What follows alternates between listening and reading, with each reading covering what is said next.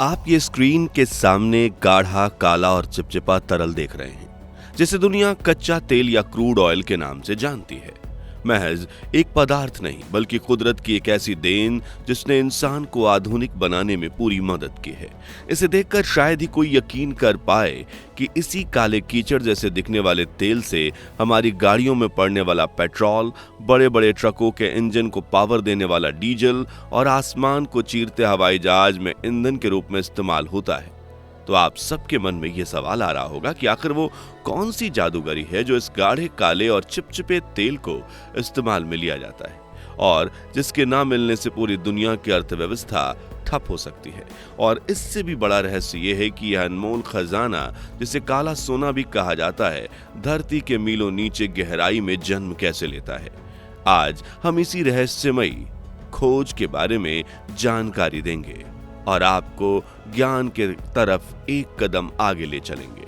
हम जानेंगे कि कैसे ये काला सोना धरती के अंदर बनता है, कैसे इसे खोजा जाता है और कैसे इसे तराश कर हमारी दुनिया को रफ्तार दी जाती है।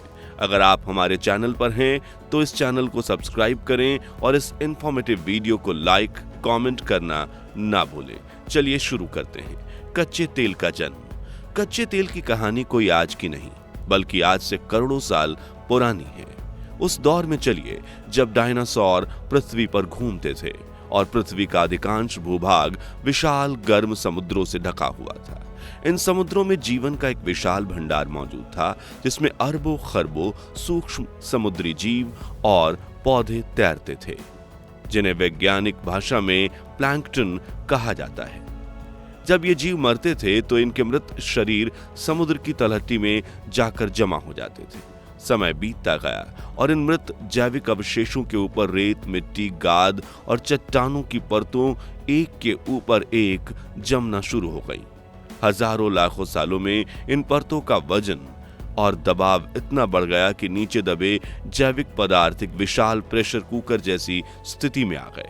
इस अत्यधिक दबाव के साथ साथ धरती के गर्भ से निकलने वाली गर्मी ने इन दबे हुए अवशेषों को धीरे धीरे पकाना शुरू कर दिया।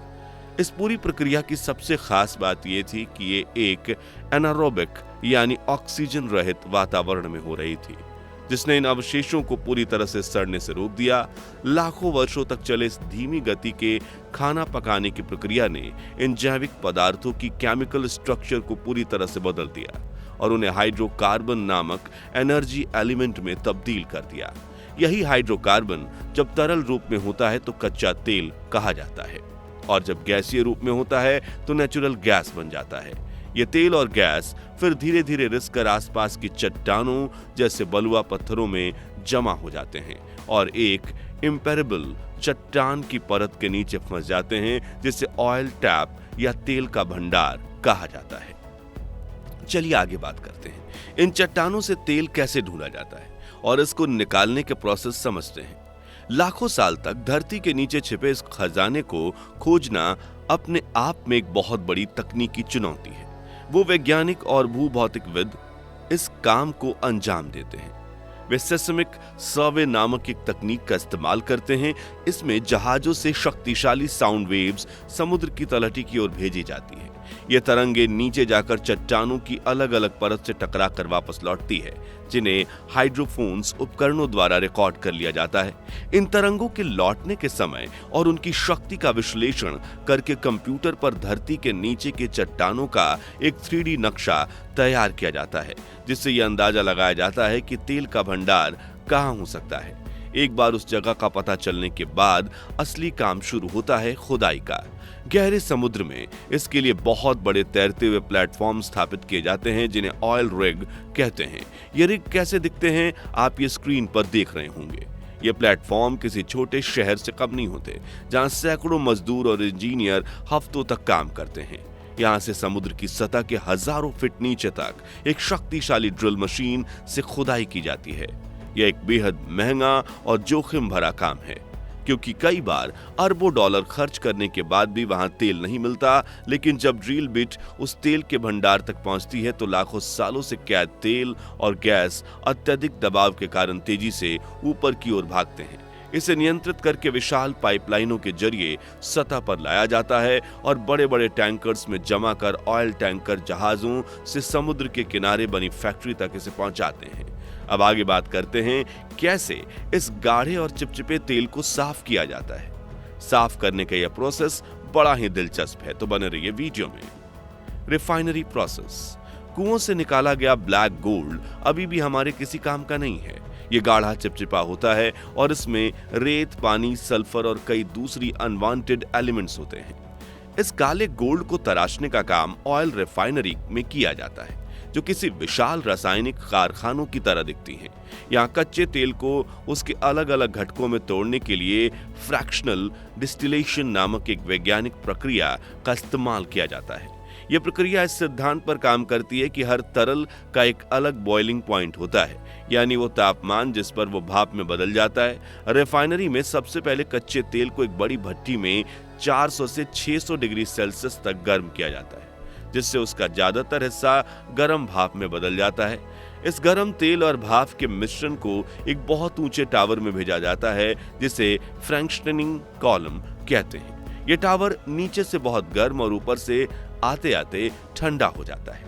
जैसे ही गर्म भाप इस टावर में ऊपर उठती है, वो ठंडी होने लगती है। तेल के सबसे भारी अणु, जिनका बॉइलिंग पॉइंट सबसे ज्यादा होता है, वो ज्यादा ऊपर नहीं जा पाते। टावर के सबसे निचले हिस्से में ही द्रव बनकर जमा हो जाते हैं। इनमें बिटुमेन यानी डामर बनता है, जो सड़कों को बनाने के काम आता है और जहाजों का ईंधन बनाता है। जो भाप और हल्की होती है, वो थोड़ा और ऊपर उठती है और बीच के हिस्सों में ठंडी होकर जमा हो जाती है। यहाँ से हमें डीजल, केरोसिन और जेट फ्यूल मिलता है। और तेल के सबसे हल्के अणु, जिनका बॉइलिंग पॉइंट सबसे कम होता है, वो भाप के रूप में टावर के सबसे ऊपरी सबसे ठंडे हिस्से में पहुंच जाते हैं। यहीं पर हमें पेट्रोल, जिसे गैसोलीन भी कहा जाता है, और एलपीजी जैसी गैसें मिलती हैं। यही कारण है कि पेट्रोल इतना पतला और पानी जैसा दिखता है, क्योंकि यह सबसे हल्के और छोटे हाइड्रोकार्बन अणुओं से बना होता है। कच्चे तेल को शुद्ध करने का प्रोसेस। फ्रिक्शनल डिस्टिलेशन में हमें पेट्रोल, डीजल तो मिल गए, लेकिन वे अभी भी इस्तेमाल के लिए तैयार नहीं हैं। उन्हें और बेहतर बनाने और आधुनिक इंजनों के लायक बनाने के लिए कई और प्रक्रिया से गुजारा जाता है। एक महत्वपूर्ण प्रक्रिया है क्रैकिंग। इस प्रक्रिया में रिफाइनरी के निचले हिस्से में भारी, कम कीमत वाले तेलों को बहुत ज्यादा तापमान और दबाव पर उत्प्रेरकों के साथ ट्रीट किया जाता है। इससे उनके बड़े और भारे अणु टूटकर छोटे और हल्के अणु में बदल जाते हैं, जिससे और ज्यादा पेट्रोल बनाया जा सकता है। इसके बाद इन ईंधनों में से सल्फर जैसी हानिकारक अशुद्धियों को हटाया जाता है, ताकि वे पर्यावरण को कम नुकसान पहुंचाए। अंत में पेट्रोल और डीजल की परफॉर्मेंस को बढ़ाने के लिए उनमें कुछ खास रसायन मिलाए जाते हैं, जिन्हें एडिटिव्स कहते हैं। ये एडिटिव्स इंजन को साफ रखते हैं, उसकी क्षमता बढ़ाते हैं और नॉकिंग जैसी समस्या को रोकते हैं। इन्हीं सब प्रक्रियाओं के बाद वह उच्च गुणवत्ता वाला ईंधन तैयार होता है, जिसे टैंकरों के जरिए देश भर के पेट्रोल पंपों तक पहुंचाया जाता है और वह हमारी गाड़ियों के टैंक में पहुंचकर उन्हें रफ्तार देता है। इस प्रकार करोड़ों साल पहले समुद्र की गहराइयों में दबे सूक्ष्म जीवों से शुरू हुआ ये सफर इंसानी इग्न्यूटी, विज्ञान और इंजीनियरिंग के चमत्कारों से गुजरता हुआ हमारी रोजमर्रा की जिंदगी का एक अभिन्न अंग बन जाता है। ये महज एक तेल नहीं, बल्कि समय, दबाव, विज्ञान और तकनीक की जीती जागती महागाथा है, जो हमारी दुनिया को निरंतर गतिमान बनाए हुए है।